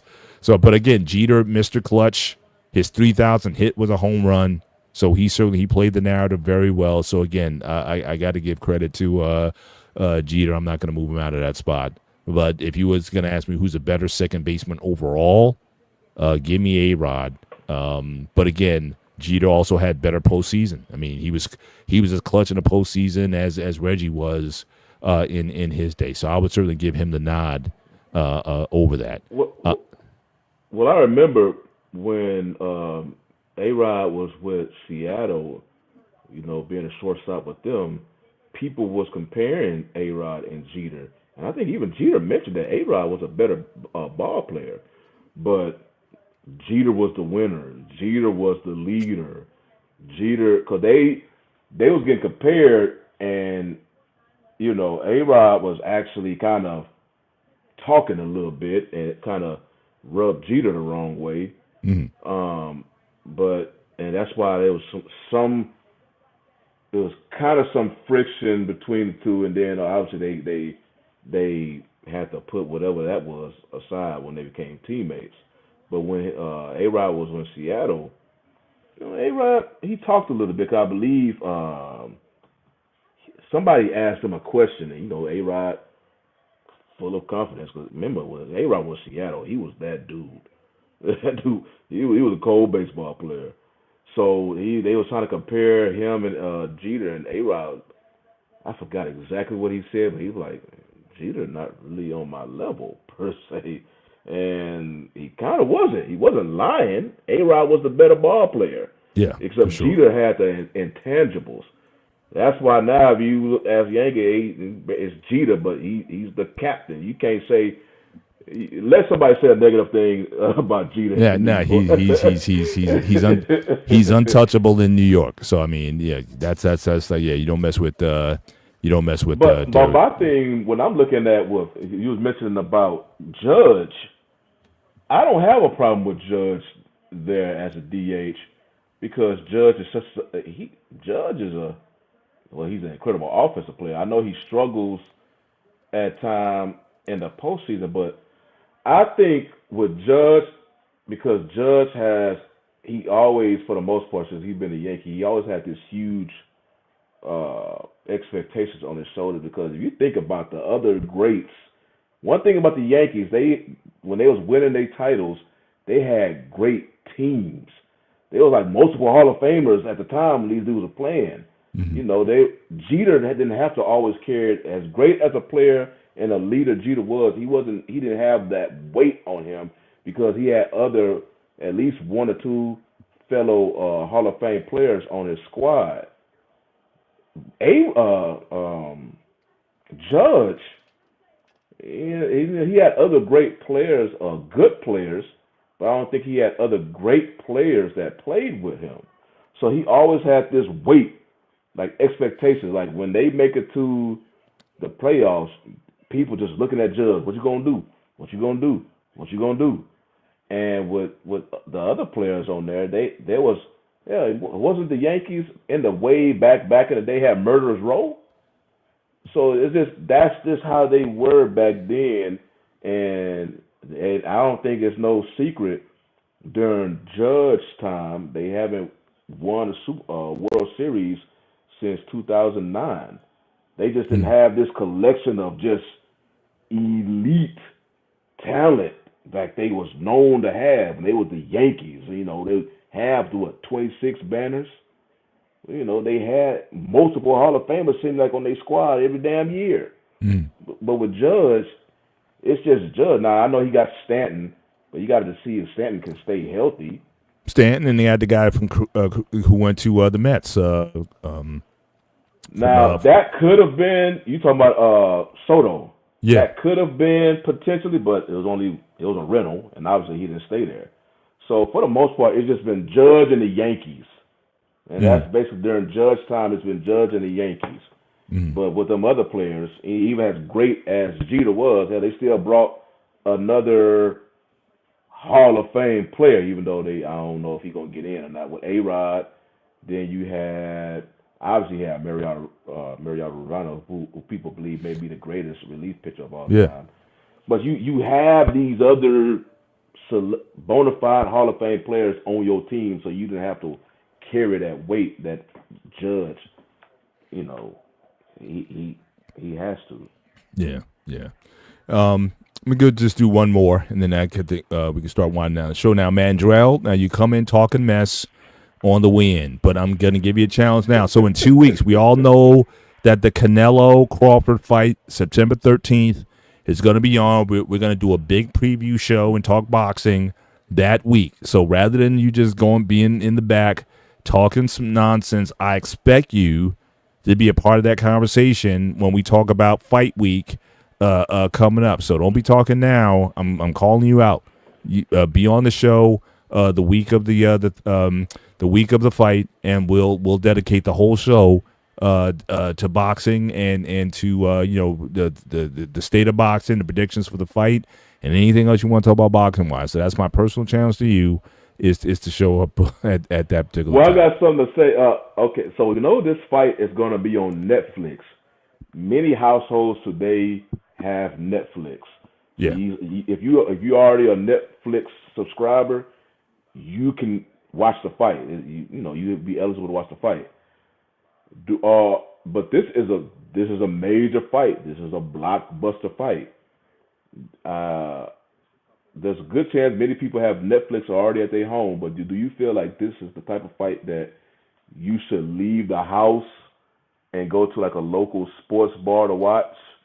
You may have Netflix, you can easily watch it from home, but this is a mega fight that we don't get to see too much like this. Well, see, back in the day, I was known for, I used to throw fight parties. The thing then was the fight party. So someone would order the pay-per-view. You get about 8, 9, 10, 12 guys over there. Someone would order pizza. Some would do burgers, hot dogs, whatever. We would just make a big party out of it. So again, I'm used to that. The last time I've been to a pub or whatever where they had boxing on, and it was like a major event. This was the original Evander Holyfield versus Riddick Bowe fight, the first one. So this is the one where I think the guy was the guy parachutes into the ring or something like that. I think it was that fight, but that was the only one I saw live, and it was a good experience. But since then, I hadn't seen a lot of bars or sports restaurants or whatnot cover boxing to that degree. They might have done it with the Pacquiao fight, but another thing that's also happening on the boxing landscape, I'll talk about it briefly, is that from what I understand, pay-per-view is supposed to be going away. That sheik out of the Middle East, he's definitely putting a lot of pressure and weight, because guys don't want to be spending $80, $90 on a pay-per-view that's no good. So I think the Netflix cloud, I don't believe that there's a charge. I'll confirm that prior to fight week, but I think the whole idea is to get rid of pay-per-view altogether. So that would certainly help out not only them, but also with the establishments buying the pay-per-view and showing it. Because at the same time, I don't know how it works now with, if you buy the pay-per-view, are you allowed to show it in public places like that? Because again, I know back then they would charge you extra to get in certain places to see the fight. So you pay back then $50 for the fight, but you can charge $10 a head to go see the fight. So I don't know, that gets a little tricky for me when it comes to how some of these places, the legality of these sports bars or whatnot being able to show. Yeah, you could just walk in. I watched. Yeah. Me and Dante went to go watch some big fights there. I mean, you may not be you may have to stand up and watch it, but you can watch it for free at Dave and Buster's. Yeah. So again, that's interesting. I may may consider that. But like I said, usually the idea is get some guys over. Let's get some pizza, and let's watch the fight. So Mandrell, you said you'd be there. I'm gonna hold you to that, and so we'll talk about the state of boxing, and give our predictions and analysis on the fight, which is certainly one of the larger fights, certainly. Because initially it's interesting when it was booked, I didn't think it would be that good, because I know Canelo, he's been fighting a lot of guys, have been moving up. I think the fight's been built up nicely. I think it's getting a lot of crossover appeal. I mean, Canelo's already a huge star, so he's going to get the Latin American and Mexican crowd into it. And but I think it's certainly going to get a lot of recognition. So I'm definitely looking forward to that. But one more I thought about. Again, I'm not an expert on the Pirates. I was kind of sort of in and out with the Pirates, and some of these guys I'm not familiar with. The only thing when I saw this list, the only thing I was skeptical about, and Coach, again, we talked about this a couple weeks ago, Dave Parker.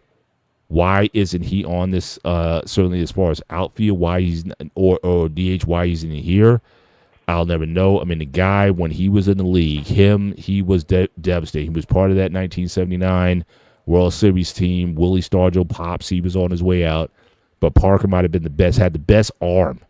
You guys talk about Bo Jackson throwing a guy out from third base. When a Dave Parker had a howitzer of an arm, 5-tool type of player. And why he's not on this list here, I think it's but again, it took him so long to get into the Hall as well. But he should have been. He's one of those guys who should have been in a long time ago. So, Coach, you might want to speak to this. Again, not sure how if he followed the Pirates. But again, no Dave Parker on this list is sus to me. But what's your thoughts on? Dave Parker's one of my all-time Pirates. Yeah, man. When I was playing, I think it was 78, 79 one year. I think it was 79. Might have been the year that they won it in baseball 79. Yeah. And I played for the Steelers that year. We won it too, and we went undefeated. So I kept up with the Steelers from that point on. But Dave Parker, to me, was, man, I don't know, them 4 or 5 years he had with Pittsburgh, I thought he was the best baseball player in the league every year, the way he was playing, man. So surprised he's not on their all-time list. Yeah. I mean, but yeah, this one kind of threw me back a little bit, especially with him just getting the Hall of Fame. What position did he play? Did he play outfield? He was out right field. Yeah. Well, so I know Kiner, Ralph Kiner. He had a bunch of home runs though. I got to give it to him. Ralph Kiner, he was a big home run hitter. And interesting because he worked for the Mets afterwards. He had Kiner's Corner that used to come on all the time. So I remember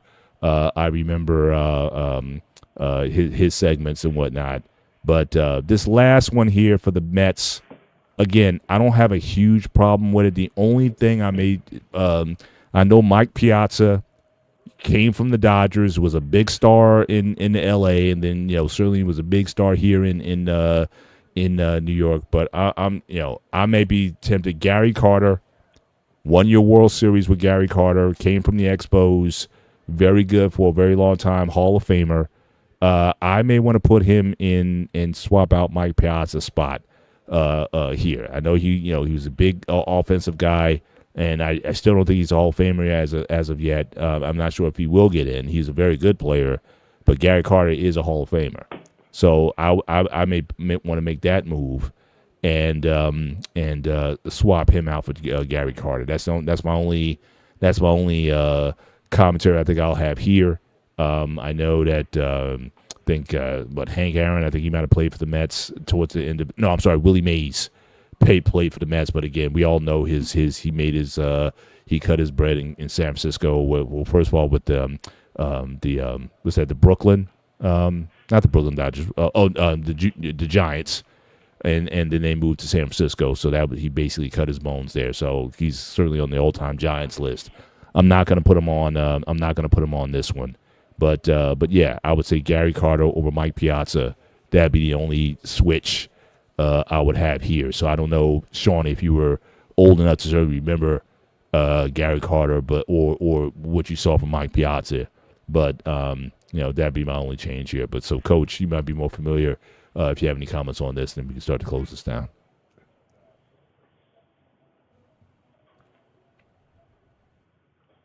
Coach, any commentary on this one? My bad. I'm surprised, Doc Gooden ain't on this list, of course, man. But yeah, as far as the Mets, Darryl Strawberry, I really don't have. I don't really have to. I'm just, Tom Seaver, he did have a lot of great years. What about what's his name? Fernando Valenzuela. Well, he was with the Dodgers. Oh, but who did they have there? The Mets had somebody, though. I forget. I used to follow the Mets back in the 70s, but I couldn't tell you who they are. Yeah. They had Dave Kingman. He was a big home run guy. He did a lot, but he was mostly like a DH. Speaking of that, just real quick, I know you guys are. I know Sean, he's definitely a baseball fan.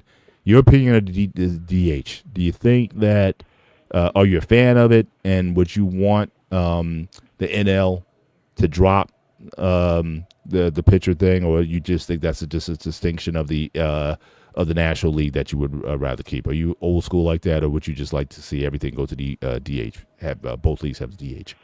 I like the DH spot.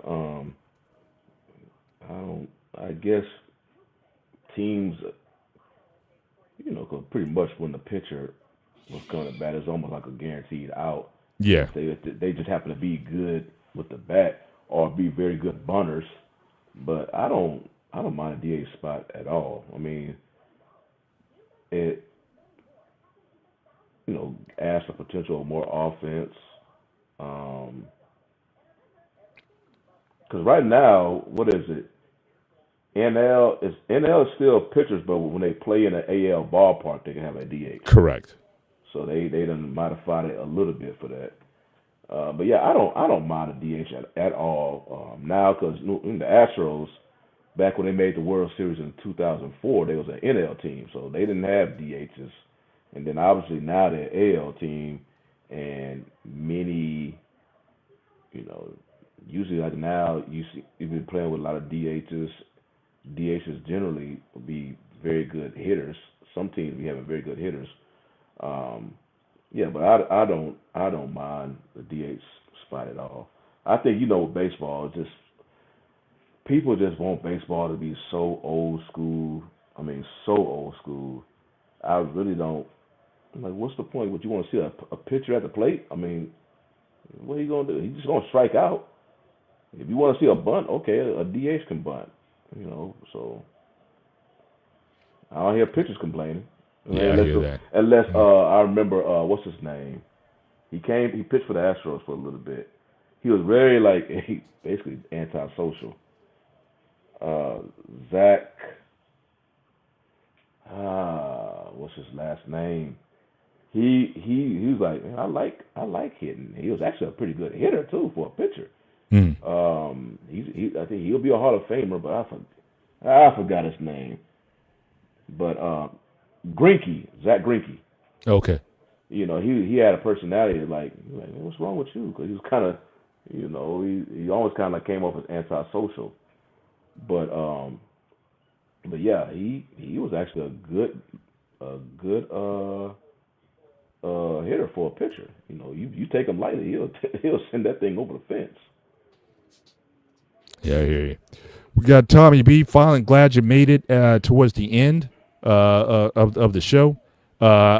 While you're here, I might as well give this one to you then. So again, we've been sort of chopping it up. Obviously, we can't wait for football season to start. I know you're excited about the Kenny Pickett trade to the Raiders. That was the only news I was like, man. But I'll give you the floor since we're winding down the show. I'll give you the floor. The state of the Raiders, your team this year. What are you thinking about your rookie running back? And then I will give you the floor for the last segment, we've been going over baseball teams, and I know since you're a big Oakland guy, so I'll give the last question to you in terms of all-time lineups. But what's going on with you, sir? Good, glad that you're on. And if you want to talk a minute on the state of your Raiders, go ahead. Quarterback, we all right. He's passable. I think Genty probably could get Rookie of the Year, depending on how the line block. Thornton Jr. is a sleeper. I've been telling people about 6'5", run a 4.3. Been nice in camp. They just picked up Amari Cooper. Yeah, that's a good one. Yeah, trading. What am I fucking? Well, I can't think of his name right now. Jacoby. They said they're not trading him. So the receiving core looks solid. Jack Beck in there too. So offensively, we look nice. Defensively, it's questionable, especially with Wilkins getting dropped. That was kind of a blow. We got a rookie corner Porter out there, so a lot of people was high on them. And then they turned Jamal Adams into a linebacker. Jamal Adams, that was the safety from Seattle. Yeah. He played for the Jets. I think he played for the Jets also, right? Yeah. Huh? I think he started with the Jets, I believe, right? He did. Yeah. He went to the Jets. But yeah, so I think it's going to be an interesting season. I think bare minimum we're going to be competitive, especially when you got Pete Carroll. We still got our defense coordinator from last year, which I liked him a lot. So I don't know. It'd be interesting to see.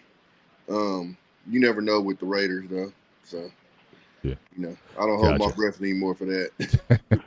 I hear you. All right. So for this last segment, before you came on, we were talking about. I came across these all-time lineups for various baseball teams. So I'm a big Yankee fan, obviously, Shawnee with Houston. So they had one here that I saw also for Oakland, for the Oakland A's, and so this is basically from Fox Sports, their all-time starting lineup. So since you're from the Bay Area, I'm sure you're familiar with this team. How do you like their selection? Anybody who you would swap out?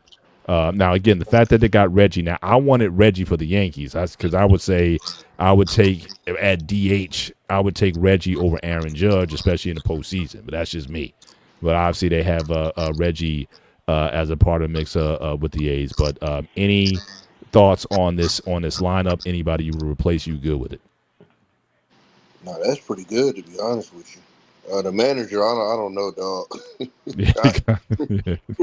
I don't know him. Yeah, well, your guy who was there for La Russa. I mean, I know La Russa.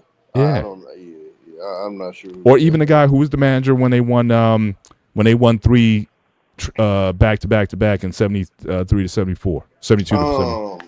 Shit, what's his name? Wasn't a guy right yeah, but I mean, I would think that guy would get some play, but yeah, I'm not. I don't even know the story of him right there.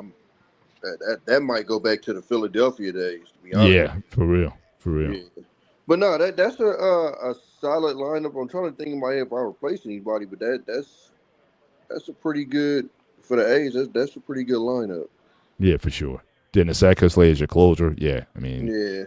Yeah, Eckersley for sure. Yeah, and then Catfish on the mound. Yeah, I can't be mad at that. Yeah, for real. Yeah, so I've been doing a lot of these as of late. Oh, one other thing, want to get your comments on. So we talked about Hall of Fame type stuff. I'd like to bring up. So I know we talked about the wide receiver list. So we got these guys. If I could find that one, where is it? This guy here. So again, so we got these are the top 10 wide receivers, and a couple of these guys are not in the Hall. So again, Steve Smith's not in the Hall, Reggie Wayne's not in the Hall, and Reggie's been on the ballot for a minute. My thing is, does he belong in the Hall based on numbers, or what is your Hall of Fame criteria? Do you go by eye test? Do you go by stats? Do you go by what is your criteria? Because Reggie Wayne to me is like a Frank Gore to me. You know, he compiled a lot of yards over time, but I'm not going to say he's a Hall of Famer.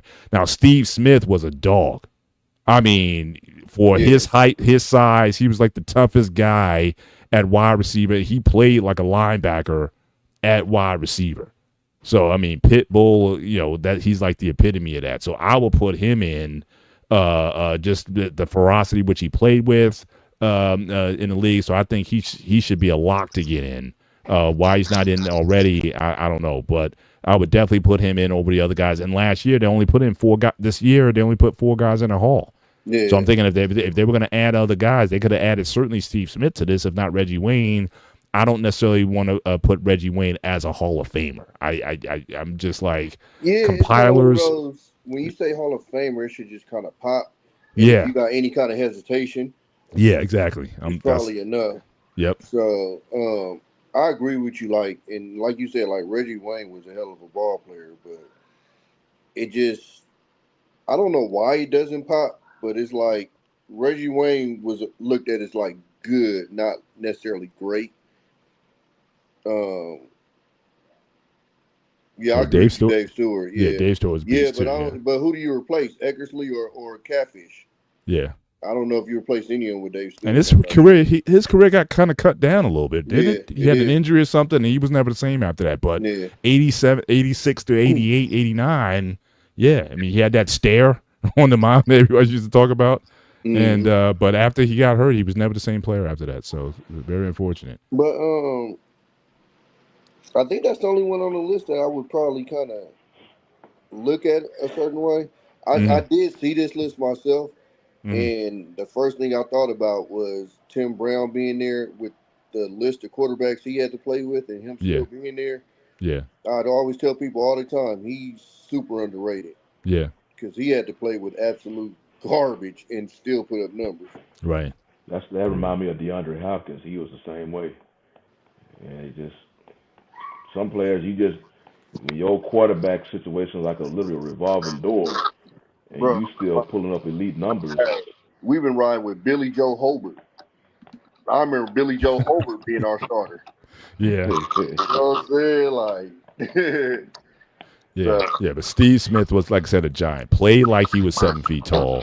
And like I said, he might have been like the fear guy. Took nothing from anybody. I mean, it's like he's like one of those guys you would want him on your team. You know, ultimate football player. 100%. But we're coming up towards the end of the show, so we're gonna land this plane, Tommy. In a couple weeks, I don't know if you're into boxing. Couple weeks, we're gonna do a.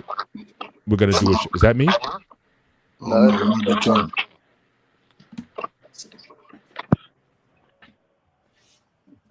Is that okay?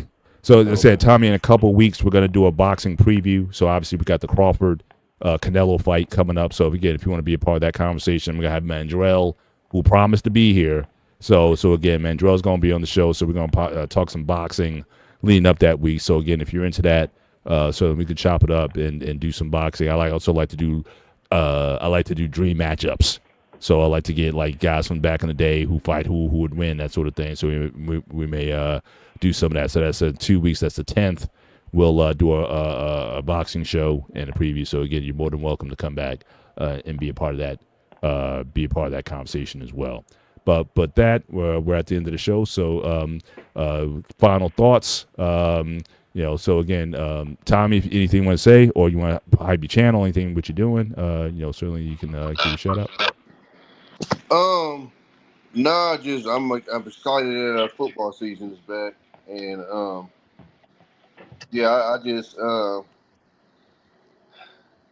want people to help Shador out, man. I just want people to just relax.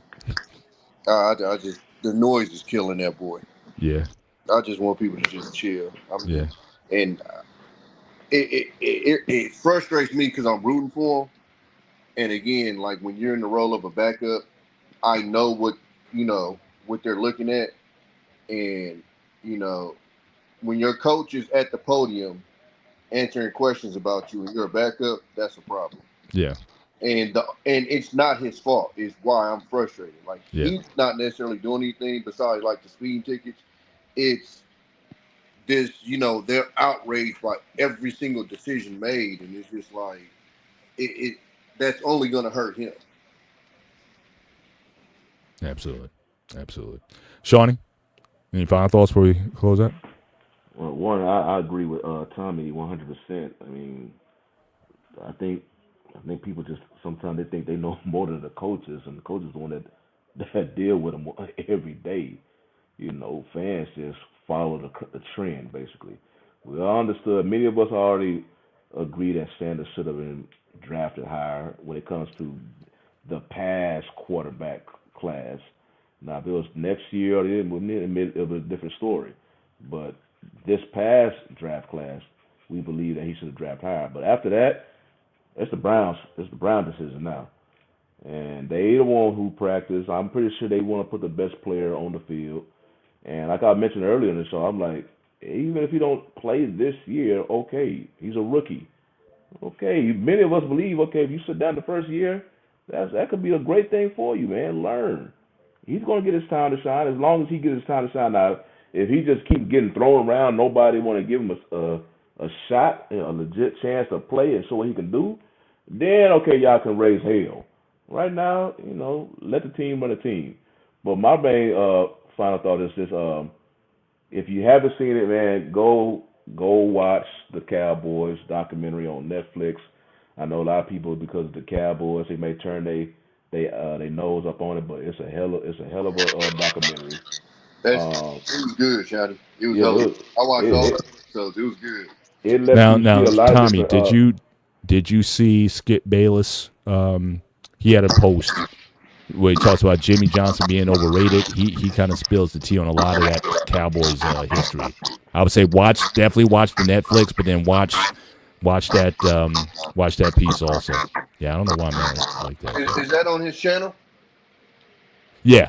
On his YouTube channel, I believe. Yeah, YouTube channel. Yeah. The thing that I heard was missing was that Jimmy Johnson didn't get enough credit because essentially the Herschel Walker thing was all his idea. It wasn't Jerry's. And so I seen an interview with the guy that actually wrote the book that I think this is kind of based off of or whatever. Yeah. And that's what he talked about. He said because the one part that I learned about was that Herschel Walker trade was them getting the 5 guys, and if they cut them by a certain time, they get picked. I did not know that. I was like, wow. That's why they call it the Great Train Robbery, because of that. Yeah. That shit. I was like, that was highway robbery. It was a masterpiece. Yeah. Coach, I'm going to have you close out the show. The last one. No, man, great show, man. Listen, man, this time, man, I know y'all counting down the days, man. Just give y'all a little side note, man. Old Coach Ferg, I was in a push-up contest the other day with some dudes about Tommy's age. Just to let you know, I won the contest with 110 push-ups.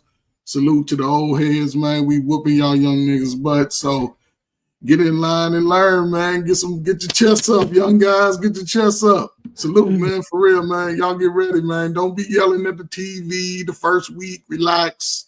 Let the Raiders lose by 20 and the Texans barely make it in Pittsburgh. We don't know. But, yeah, man, don't y'all be mad come next week talking about, oh, man, what happened? No, man.